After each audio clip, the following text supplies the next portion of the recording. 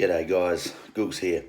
Today I'm going to take a little step back from the political and the philosophical today, even though it's called The Drunken Philosopher, because I read a really interesting story from a nursing home carer. She's anonymous, so take that for what it is. Obviously, perhaps she didn't want to lose her job, but the story, it really spoke to me. And so I'm going to just take one part of that and discuss it with you.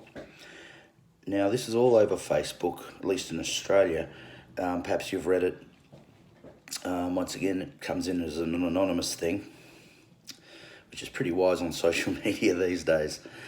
And one thing she says that really stuck in my head was she had 12 residents to prepare before the residents had breakfast, and that she had 8 minutes per resident to, if they needed to be put in the sling, to be slung, to be washed down, to be dress any wounds that were evident, to comb their hair, put in earpieces, all that sort of jazz. 8 minutes. All right, 8 minutes. Now, I just want you to think about yourself for a second. How long, don't time yourself, just have a little rough estimation. Especially on a work day, let's say it's a work day. Your alarm goes off. How long does it take you between your alarm going off in your normal routine to go from getting out of bed to having breakfast? How long does that process take? Now, for me, it takes about 15 to 20 minutes, between showering, dressing, and all the rest of that sort of stuff. Putting on your socks and shoes, finding everything you need for the day, and then you have your breakfast.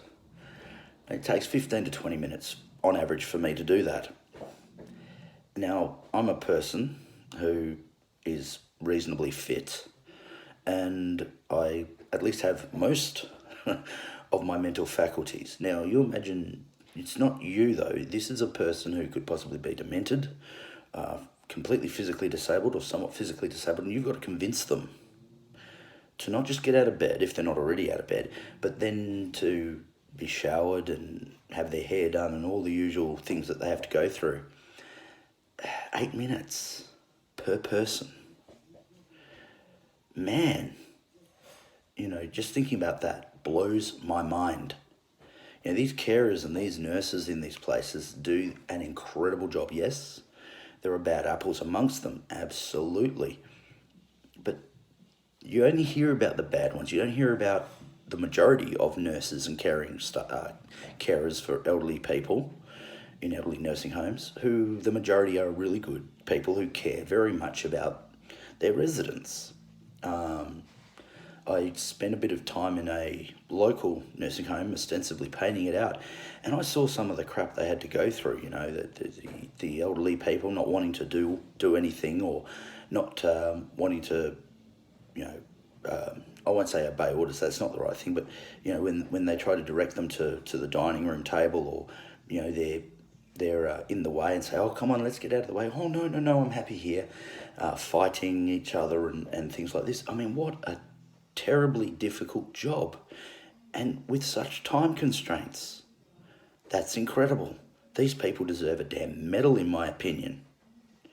People are dissing them out all the time, and no, man, that would be incredible. Could you imagine? You've taken on an elderly relative, they're demented, they live out on a granny flat behind your place, and you're full-time carer, and you've got to do all that, but you don't have the same time schedule. So if it takes you half an hour for the showering and the changing and the wounds and whatever else it is, it's half an hour. If it's an hour, it's an hour. That's fine. You can do that. These people don't have that luxury. They've got many, many clients that they have to take care of. That's incredible. And these places are always understaffed. I mean, we talk often about teachers, oh, the optimum for teachers is 25 students in a room. Well, these people quite often have got, 30 people each to care for, to wipe noses and bums and things like that. It's absolutely insane the work they do, and they don't receive enough credit for it. And to be quite honest, it ashames me in a way that they don't get the credit for it. So here's to you, the nurses and carers of every nursing home in this country, and to the administration staff. I mean, that cannot be an easy job either. Could you imagine managing one of those places? Not only you've got all your staff to deal with, you've got the residents, you've got the residents' families and friends, and you've got to keep a track of all of that. Being a nurse there, you've got to keep a track of all the medication. Man, what hard, tough, physically and emotionally, because that, the clients that you're dealing with, they're there to die. That's all they're there to do. And I could imagine we're all human. You'd become friends with these people, or you become endeared to these people, or they become endeared to you. And there's always that thing in the back of your head, well, they're going to die. That's what they're here for. It must be a heart-wrenching, painful job for those nurses and carers and the administration, and also, not forgetting the cleaners and the maintenance staff that work there either.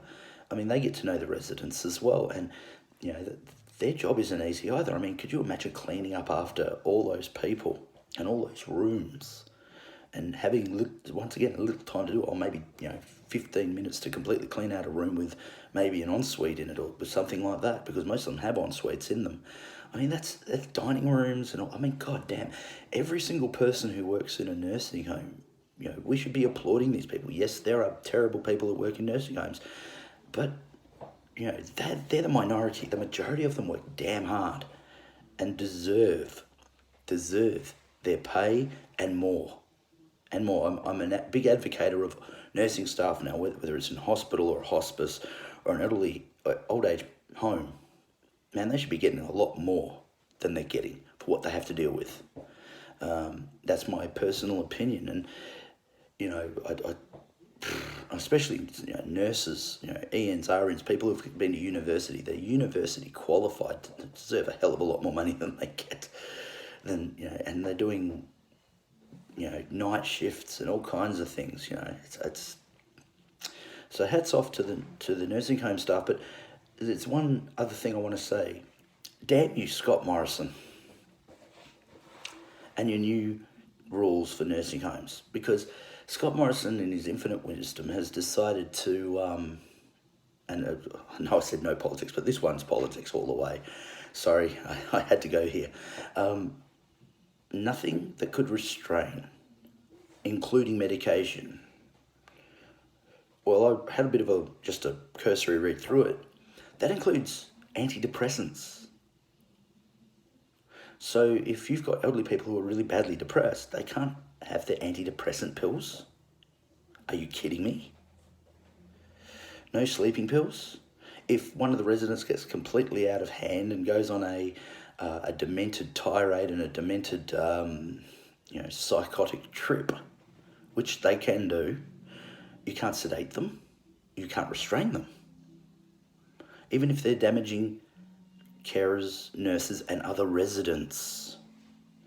Mr. Morrison, this is a dick move of monumental proportions, not just for the staff, not just for the residents themselves, but the other residents. You are honestly putting these people in danger, and you're making the nurses and the carers' jobs and everyone else's jobs that much harder when they've already got as much as I've said on their plate. Scott Morrison, fuck you. You are a piece of dog shit. Come back to the real world, mate. Stop singing at Hillsong and letting them sing your praises. This is a secular society. Separation of church and state. Get your head out of your goddamn church. Get your head in the real world. Actually see what goes on in these places before making stupid fucking laws. So once again, up your ass, Mr. Morrison. But here's to all the hard workers across Australia that work in elderly nursing homes. Here's to you. thank you from the bottom of my heart for what you do to our elderly people, and bless you. I am Nathan Gooks Fletcher. I am the drunk philosopher, and I'll see you good folk later on. Uru.